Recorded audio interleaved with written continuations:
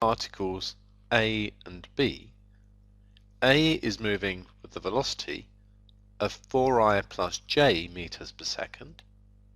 B is moving with a velocity 2i minus 2j meters per second. If we had an observer here with a velocity of 0, looking at A, he would see A move 4 meters to the right and 1 meter up every second.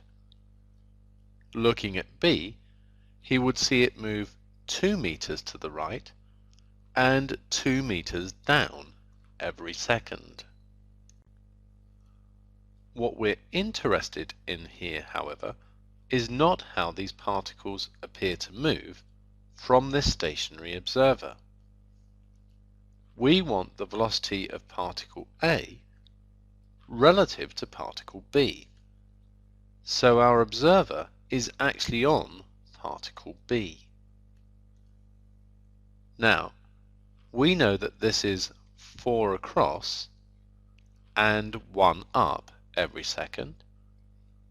This is 2 across and 2 down.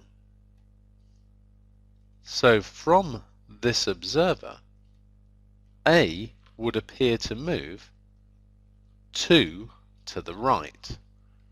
Remember, this observer is moving 2 to the right every second, and A is moving 4 to the right, so on balance, that's 2.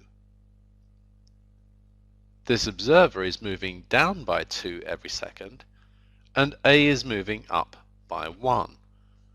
So overall, it's going to appear to move up by 3. So it's going to be 3 meters per second.